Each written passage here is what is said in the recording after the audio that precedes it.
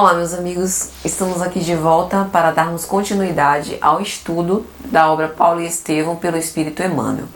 Hoje nós vamos finalizar o capítulo 5º, a pregação de Estevão, ainda na parte primeira da obra.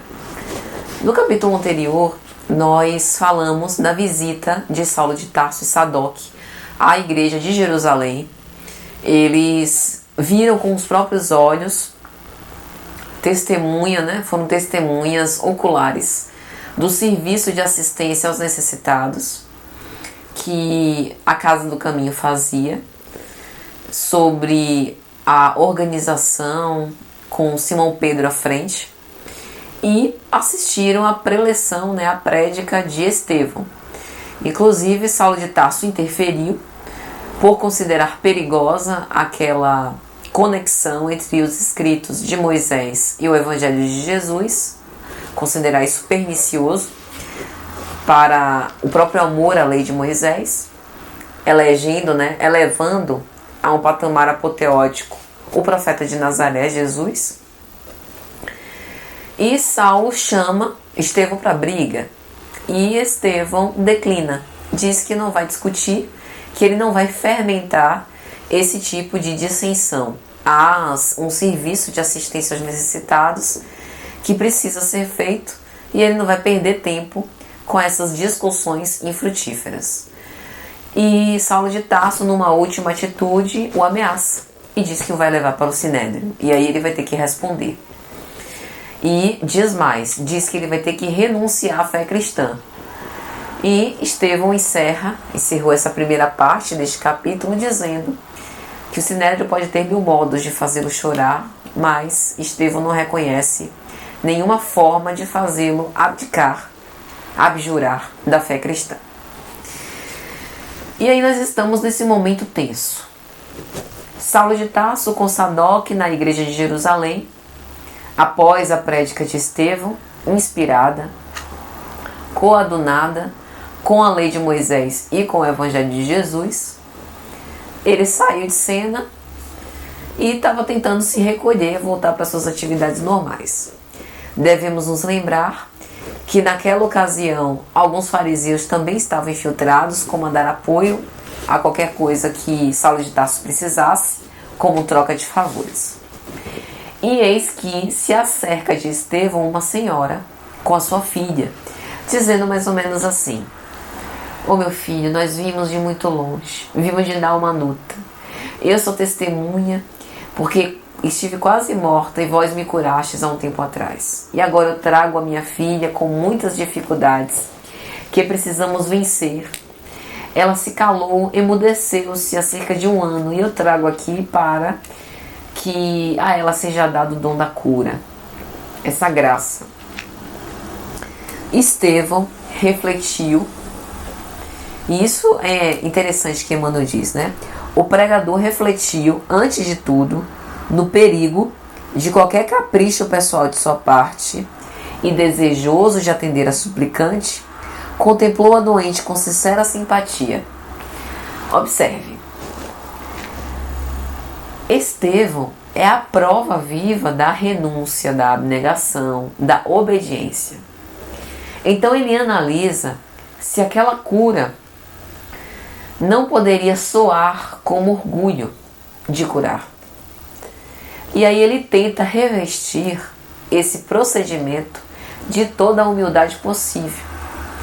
Com muito carinho e ternura, ele se acerca da doente, eleva os pensamentos a Deus, atribui a Jesus Cristo o verdadeiro dom de curar, se coloca como instrumento e diz: "Hás de falar para louvor do bom mestre." E a menina começa a falar.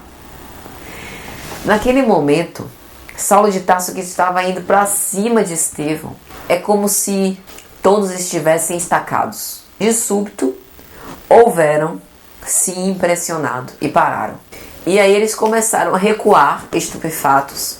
Saulo de Tarso, analisando a situação com a sua acurácia, com a sua sagacidade, percebeu que naquele momento, se ele agisse com violência, não ia prestar, não ia ser bom para nenhuma das partes. Então, ele decide esperar.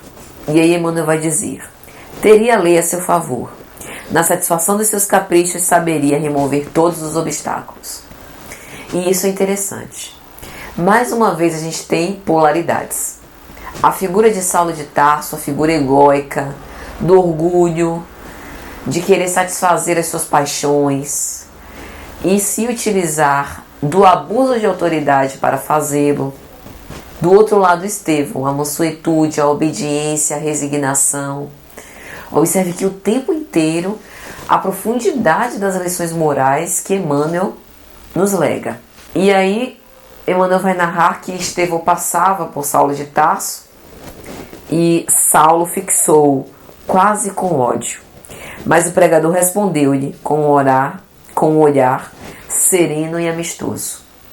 Quantos de nós, às vezes, sentimos essa agressividade gratuita vinda de outras pessoas?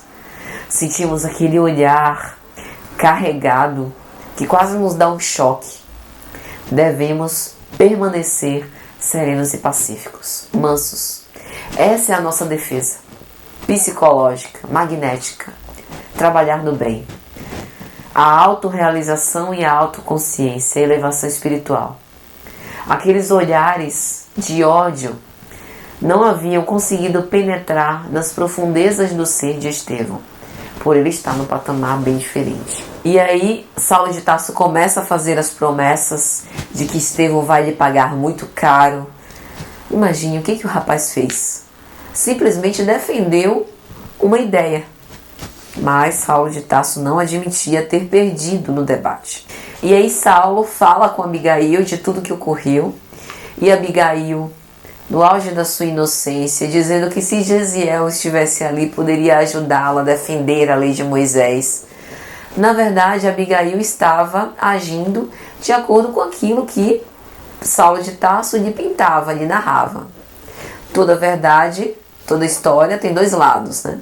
E aí, graças à interferência de Gamaliel, que nós sabemos que era uma pessoa extremamente bondosa, embora fosse juiz do Sinédrio, e era o tutor, digamos assim, né, de Saulo de Tarso, dada a intercessão conciliatória de Gamaliel, o feito se resumiria a uma discussão em que o pregador das novas interpretações definisse perante o mais alto tribunal da raça os seus pontos de vista, a fim de que os sacerdotes, como juízes e defensores da lei, expusessem a verdade nos devidos termos. Ou seja, essa intimação era justamente chamando Estevão ao Sinédrio, a fim de que ele expusesse os seus pontos, os juízes os contrapontos e ilustrasse, mostrasse e até convencesse Estevão de que, de acordo com os escritos sagrados, ele estava errado de considerar Jesus o Messias. Bem se vê que isso daí é apenas uma tertúlia, é apenas uma conversa, uma discussão, um debate filosófico religioso. E aí Estevão declina. Não vou. Ele já esteve aqui, já ouviu meus pontos, já falou dos seus contrapontos, a gente discorda, não vou. E Tiago fica desesperado. Nós devemos nos lembrar, né, que Tiago sempre se exasperava com a opinião dos juízes, né? Tiago vivia isso. Acreditava no Cristo, mas também era aquela ponte entre os doutores da lei. E aí, diante deste declínio de Estevão, Saulo exasperou-se.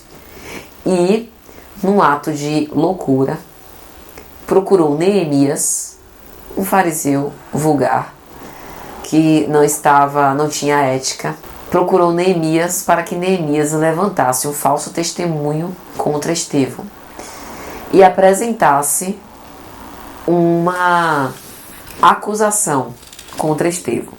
Neemias aquece, comparece ao Sinédrio, denuncia Estevão como blasfemo e caluniador, acrescentando algumas criminosas acusações por sua conta. Estevão é intimado e agora precisa ir. Calmo, assim como Simão Pedro e João, calmos, esperando a grande hora. que é o que nós vamos ver no próximo vídeo, se Deus quiser. É isso, meus amigos. Até a próxima, então.